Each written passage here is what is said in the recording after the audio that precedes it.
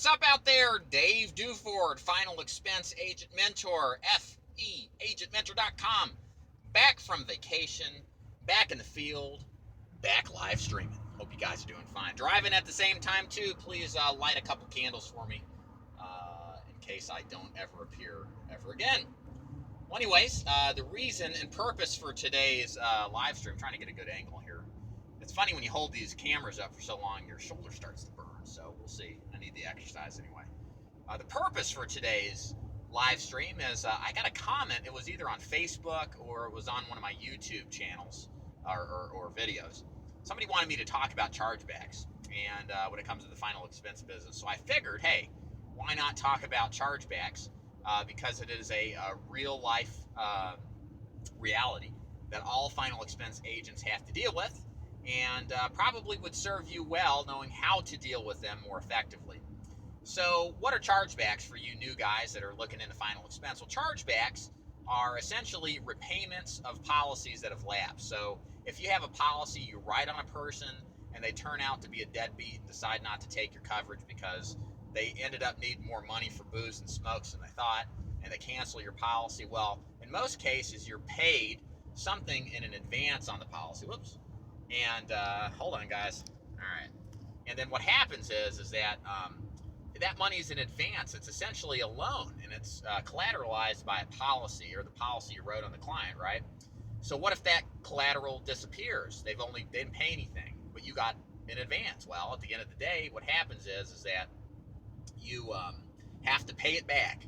And so that effectively is what a chargeback is. And what we want to know is how to avoid or eliminate those altogether. So first of all, as a rule of thumb, I tell agents that essentially you can count on 1 out of 5 of your written deals falling off the books if you follow some important rules of procedure that I'm about to describe. And it's very important that you do. You could have even worse persistency than that. I have had agents who wrote crappy business that had garbage persistency. And it's because how they sell is such an important part of how you retain clients over the long term. So let's start there, because that really is the most important factor of the chargeback question and how to reduce or eliminate. I don't want to say eliminate. You're not going to eliminate it, but you will reduce it significantly. So when I say when I talk about chargebacks and I talk about the sales process, what I mean is that what you're looking to do, okay, guys, what you're looking to do is to change how you sell in order to effectively match the need of the client as well as their budget.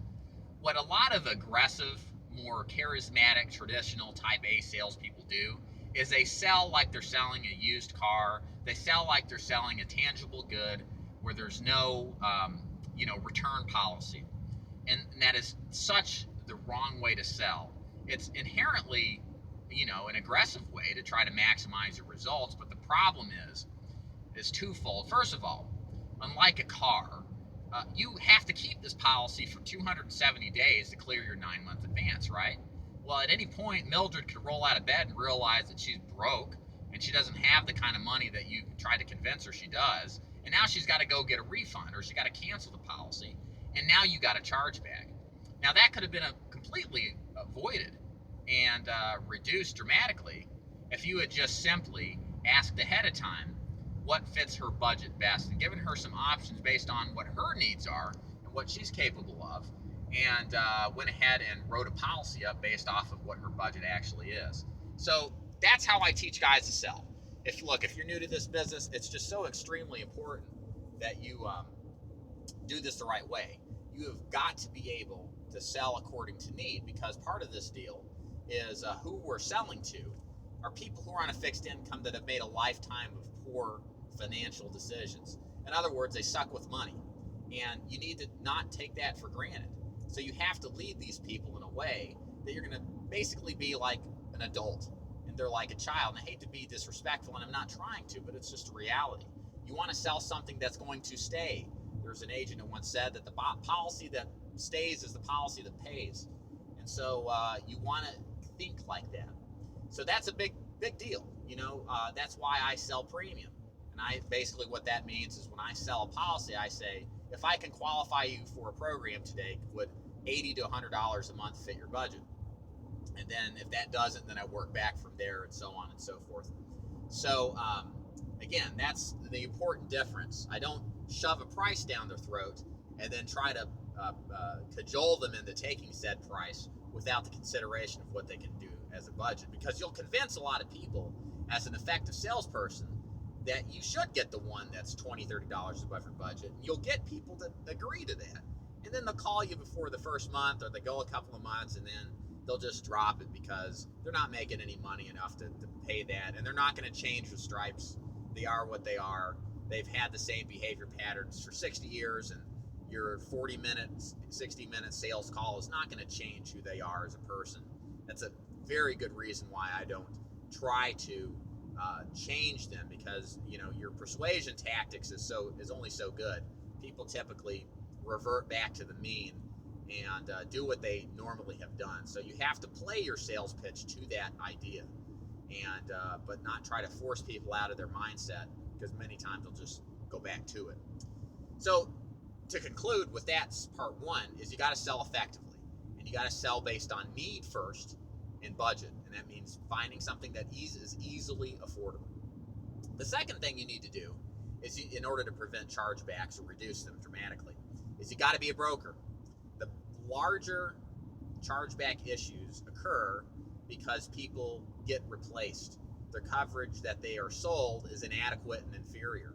They may have qualified for a preferred plan with a company, but because they're captive and they're only representing one company, they only end up writing them a modified plan because whatever health issue is not acceptable with them. It's only a matter of time that Mildred, in the next 3 to 6 months, sends off another card, mails off another one of these, cards that they get in the mail once or twice a week.